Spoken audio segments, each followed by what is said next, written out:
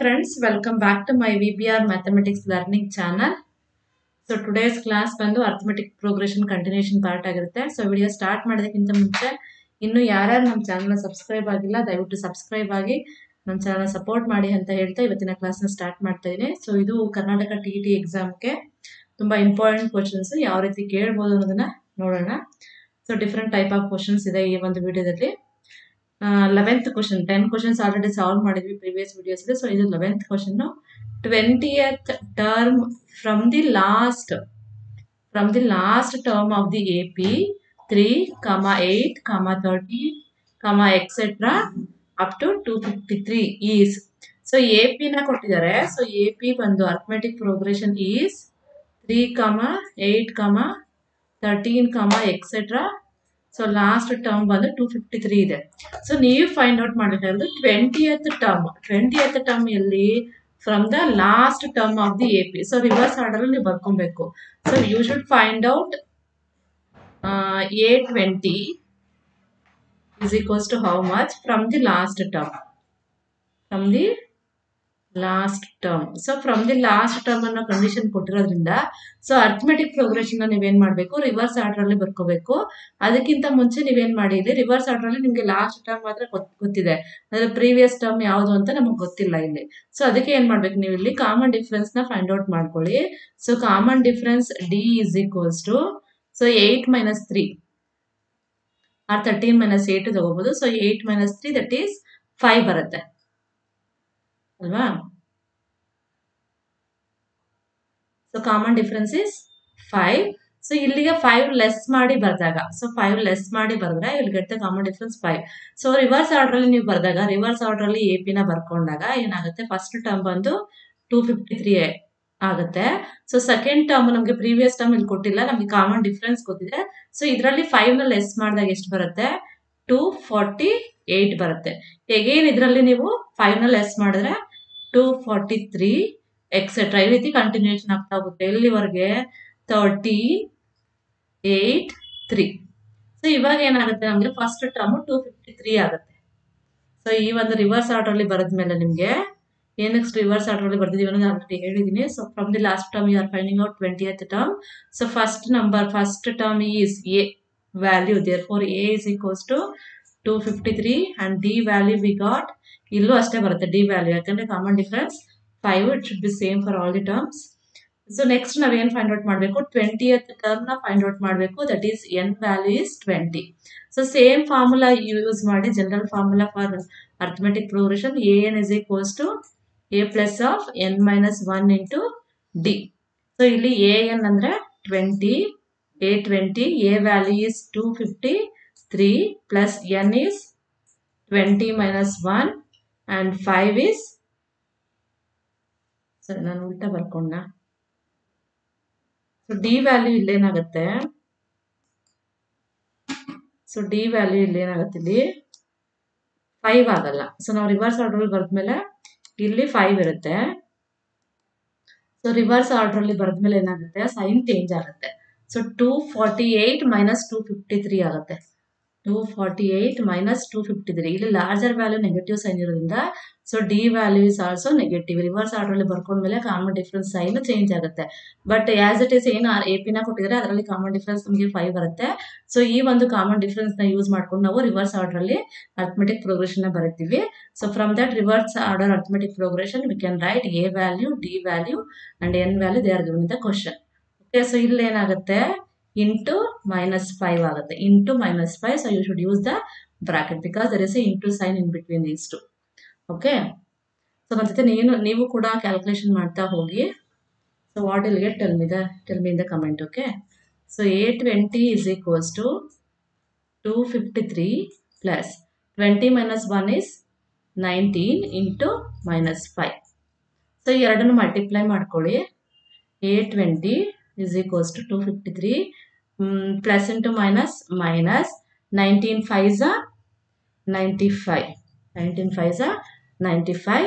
Now subtract 253 and 95. So 95 ನ 253 ಇಂದ subtract ಮಾಡಿದ್ರೆ -95. So 13 minus 5 is 8 and here 14 4 ಉಳ್ಕೊಳ್ಳುತ್ತೆ. So 1 ಬಾರೋ ಮಾಡ್ತೀರಾ. 14 minus 9 is 5 and here 1. So what you got? 158. So A20 is equals to 158. This is the 28th term. Sorry, 20th term from the last term. The term 20th term from the last term of this AP, that is 158. 158 is in the option D. This is your right answer. Okay. I think you all are understood. I will go for next one. Next one, 12th one. The sum of the first 5. The sum of the first 5 multiples of 3. Multiples of 3 and 3 in the divide agonta number, or you can take 3 table. Okay. So first 5 table. 3 nalli yavu barutte? 3 1s are 3, 3 2s are 6, and 3 3s are 9, 3 4s are 12, and 3 5s are 15. 1 2 3 4 5. First 5 ಅಂತ ಕೇಳಿದ್ರೆ, so 5 you will get the arithmetic progression here.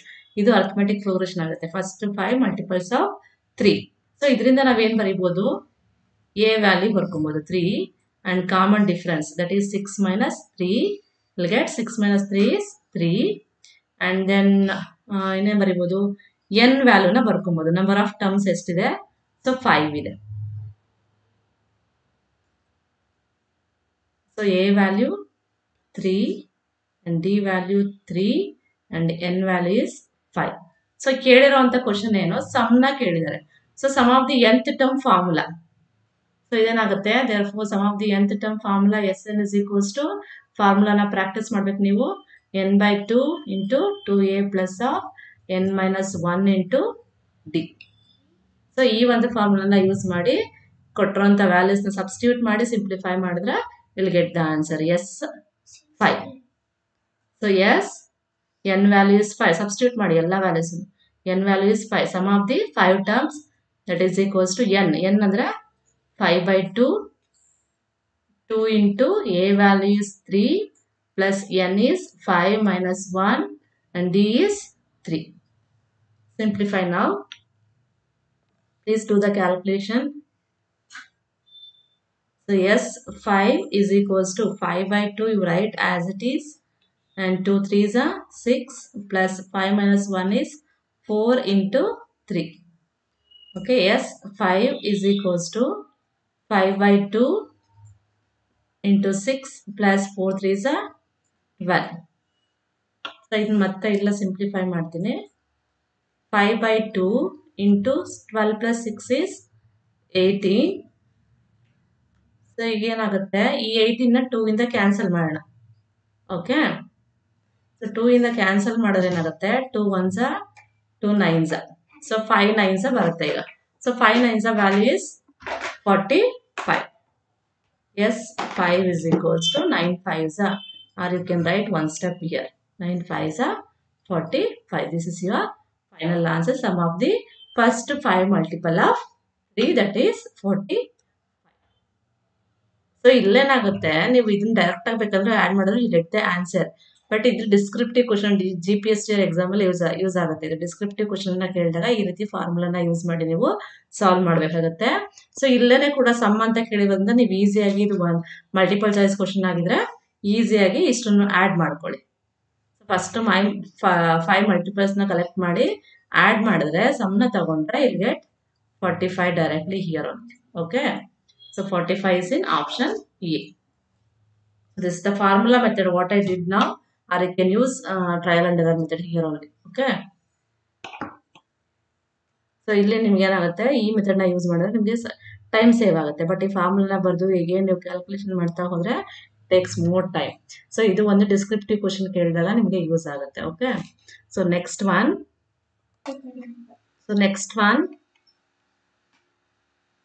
13th question. The 10th term of the AP ನ ಕೊಟ್ಟಿದ್ದಾರೆ 5, 8, 11, 14 etcetera ಅಂತ ಕೊಟ್ಟಿದ್ದಾರೆ. Continue ಆಗ್ತಾ ಇದೆ ಈ arithmetic progression.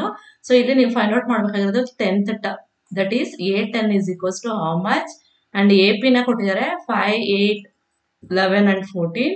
So from this we can write first term and common difference, that is 8 minus 5 is 3. First term ಆಗಿ common difference ನೀವು ಬರ್ಕೊಬಹುದು. So a value is 5 and common difference is 3. So a 10 ಅನ್ನ ಕೇಳಿದರೆ, so we can write n value also, that is 10. So formula ನಿಮಗೆ ಗೊತ್ತಿದೆ, ಈ ತರ question already solve ಮಾಡಿದೀನಿ. an is equals to a plus of n minus 1 into d. So an is nothing but a10. A value is 5 plus n value is 10 minus 1 into d value is 3. So a10 is equals to 5 plus 10 minus 1 is 9 into 3. So 5 plus 9 3 is 27. 27 plus 5 ಎಷ್ಟಾಗುತ್ತೆ? 32 ಬರುತ್ತೆ. So this is the a10 ಅಂದ್ರೆ 10th term ಆಗುತ್ತೆ 32. So 32 is in the option. It is very simple. These kind of question I already solved in the previous videos. Please once you go through that. Okay. So next one. So 14th one.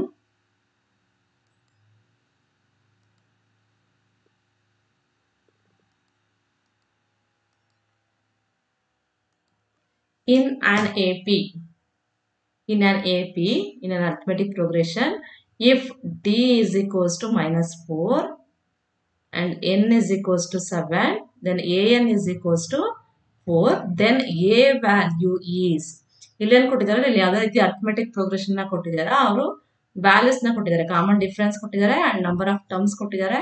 So 7 and an value last term ವ್ಯಾಲ್ಯೂನು ಕೊಟ್ಟಿದ್ದಾರೆ, that is 4. Using these 3 values you should find out the first term value. So a value ಎಷ್ಟಿರುತ್ತೆ?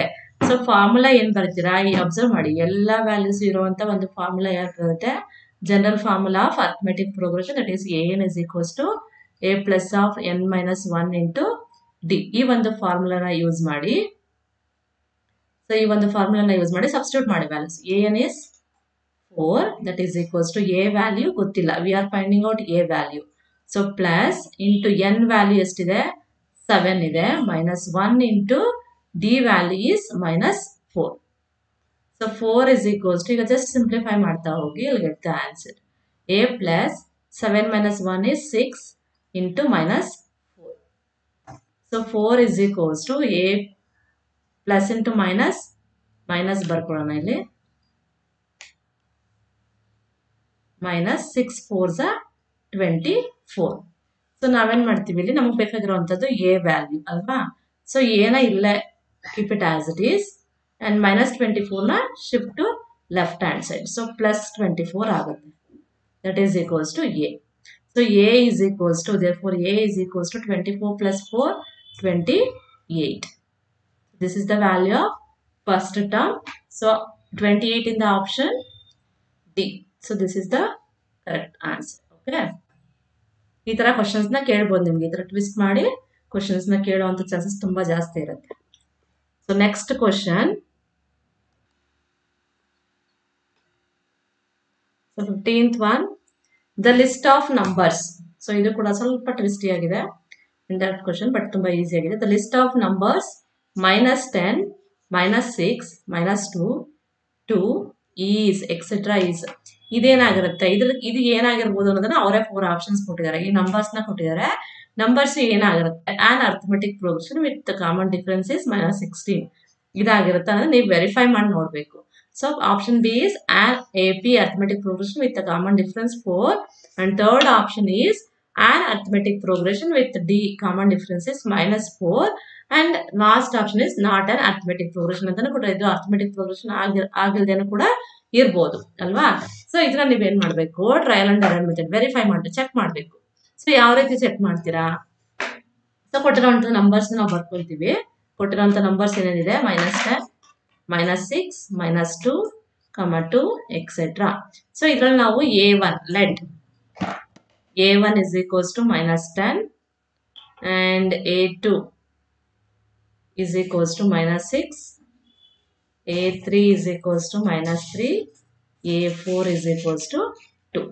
So ಕೊಟ್ಟಿರುವಂತ numbers ನಾವು terms ಆಗಿ ಬರ್ಕೊಂಡು ನೋಡೋಣ ಆಯ್ತಾ. Arithmetic progression ಅಂದ್ರೆ ಟರ್ಮ್ಸ್ ಇರುತ್ತೆ. ಸೊ ಟರ್ಮ್ಸ್ ಜೊತೆ common difference should be same. Common difference ಏನ್ ಬರಬೇಕು, ಸೇಮ್ ಬರಬೇಕು. ಸೇಮ್ ಬಂದ್ರೆ ಮಾತ್ರ ನಿಮಗೆ ಅದು ಅರ್ಥಮೆಟಿಕ್ ಪ್ರೋಗ್ರೆಷನ್ ಆಗಿರುತ್ತೆ. ಇನ್ ಕೇಸ್ ಡಿಫ್ರೆಂಟ್ ಬಂದ್ರೆ this is not an arithmetic progression. ಹಾಗಾದ್ರೆ ಯಾವ್ದು ಕಾಮನ್ ಡಿಫ್ರೆನ್ಸ್ ಬರುತ್ತೆ? ಇನ್ ಕೇಸ್ ಅರ್ಥಮೆಟಿಕ್ ಪ್ರೋಗ್ರೆಷನ್ ಆಗಿದ್ರು what is the common difference? ಇಲ್ಲಿ ಅಗೇನ್ ಕಾಮನ್ ಡಿಫ್ರೆನ್ಸ್ 3 ರೀತಿಯ ಕೊಟ್ಟಿದ್ದಾರೆ. So what is the common difference? Let us find out that. Okay, so therefore don't make noise. A2 minus A1 ಅಲ್ವಾ? So A2 minus A1 is minus 6 minus of minus 10. ಎಷ್ಟು ಬರುತ್ತೆ? minus 6. A2 minus A1 is having one more negative. Minus into minus plus. So 10 minus 6 is 4 ಬಂತು. Okay, so next ಅದೇ ರೀತಿ remaining ಏನಿದೆ ಅದನ್ನು find out ಮಾಡೋಣ. A3 minus A2. So ಇದೇನಾಗುತ್ತೆ? First common difference D1 ಅಂತ ತಗೋತೀನಿ. ಇದು second common difference D2. A3 minus A2 ಎಷ್ಟು ಬರುತ್ತೆ? So minus 3 minus of minus 6. minus 3 minus into minus plus 6. So 6 minus 3 ಏನು ಬರ್ತಾ ಇದೆ? A3 ಏನಿದೆ? So A3 is not minus 3, it is minus 2. I'm written wrong. minus 2 ಇದೆ ಅಲ್ವಾ? So write minus 2.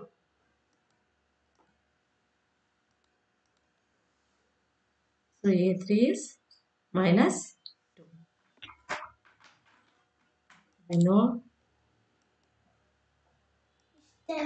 Sure. So minus 3 minus into minus plus. So minus 3 ಅಲ್ಲ ಇದು again minus 2 ಆಗುತ್ತೆ. ಇದು minus 2. 6 minus 2 4 ಬರುತ್ತೆ. So second common difference also we got 4. Next find out another common difference for next two terms. That is A4 minus A3. That is D3 is equals to A4 minus A3. So A4 ಎಷ್ಟಿದೆ? 2 ಇದೆ. A4 ಎಷ್ಟಿದೆ? 2 ಇದೆ and A3 is minus 2. 2 minus of minus 2. That is equals to 2 minus into minus plus 2. 2 plus 2 4. ಈಗ ಏನು common difference ಏನು ಬಂತು? 4 ಬರ್ತಾ ಇದೆ. So common difference is same. Common difference same. So it is an arithmetic progression with the common difference 4. That is your right answer. So ಇಲ್ಲಿ ಏನು ಕೊಟ್ಟಿ 4 options not an AP ಅಂತ ಕೊಟ್ಟಿದ್ದಾರೆ. ಸೊ ಇದು wrong. an AP with a common difference minus 4 ಇದು ಕೂಡ wrong. ನಮಗೆ minus 4 ಬರ್ತಾ ಇಲ್ಲ. an AP with a common difference 4. This is your right answer. Option B. Option A ಏನಿದೆ? an AP with the common difference minus 16 ಅಂತ ಕೊಟ್ಟಿದ್ದಾರೆ. So this is wrong. Okay. So option B is your right answer. This is the method to find out whether it is AP or what. Think you all are understood. I'll go for next one.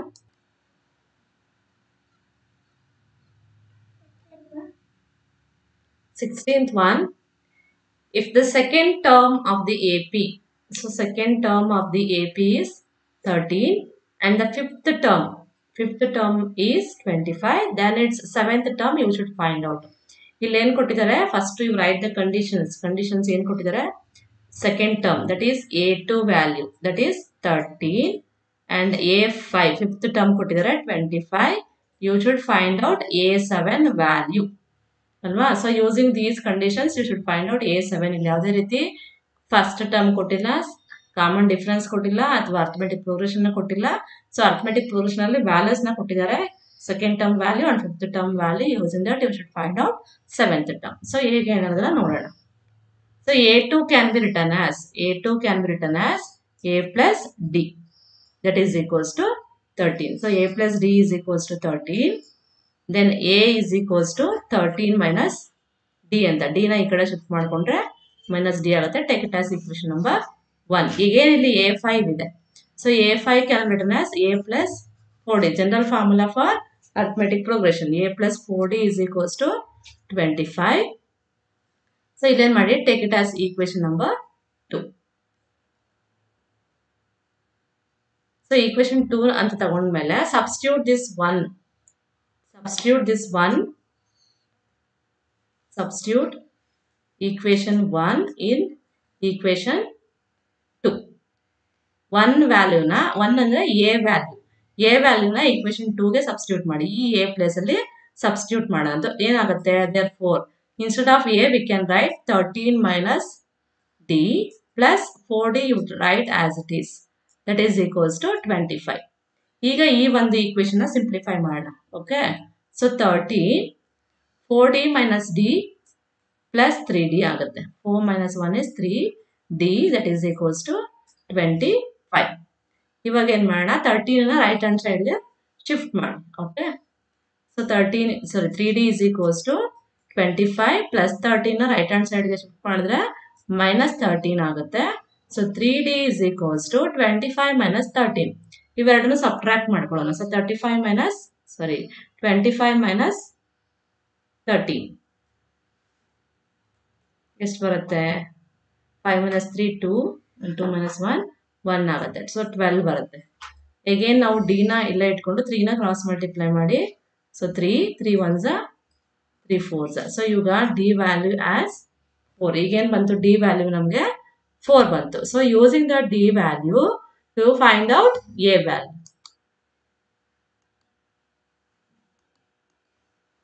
ಈ D value ಏನಿದೆ 4 any one of the equation 1 ಅಥವಾ equation 2 ಗೆ D ವ್ಯಾಲ್ಯೂನ substitute ಮಾಡಿ. Okay. So substitute D value in equation 1. Substitute d value in equation 1. So equation 1 ಏನಿದೆ? Equation 1 is a is equals to 13 minus d. a is equals to 13 minus d ಅಂತ ಇದೆ. So a is equals to 13 minus d value is 4. So 13 minus 4 is ಏನು ಬರುತ್ತೆ? 9 ಬರುತ್ತೆ ಅಲ್ವಾ? So a value we got 9. A is 9 and D is equals to 4. Using these two values, we can write any term value. ಯಾವುದೇ term value ನಾವು ಬರೀಬಹುದಲ್ವಾ? So ಇಲ್ಲಿ ಕೇಳಿರುವಂತ question ಅಲ್ಲಿ ಕೇಳಿರುವಂತದ್ದು seventh term ನ ಕೇಳಿದ್ದಾರೆ. ಹಾಗಾದ್ರೆ ಸೆವೆಂತ್ ಟರ್ಮ್ ನ ಯಾವ ರೀತಿ ಬರೀತೀರಾ ನೀವು? Therefore A7 is equals to A plus 6D. General formula A plus 6D ಆಗುತ್ತೆ. So A7 is equals to A value is 9 plus 6 into D value is 4. So A7 is equals to 9 plus 6 4s are 24. That is equals to 24 plus 9. ಎರಡನ್ನು add ಮಾಡಿ. So 24 plus 9 ಅಂದ್ರೆ 33 ಆಗುತ್ತೆ. This is your seventh term value. So 33 is the right answer. So you see the option. So where is 33? In the option B. This is your correct answer.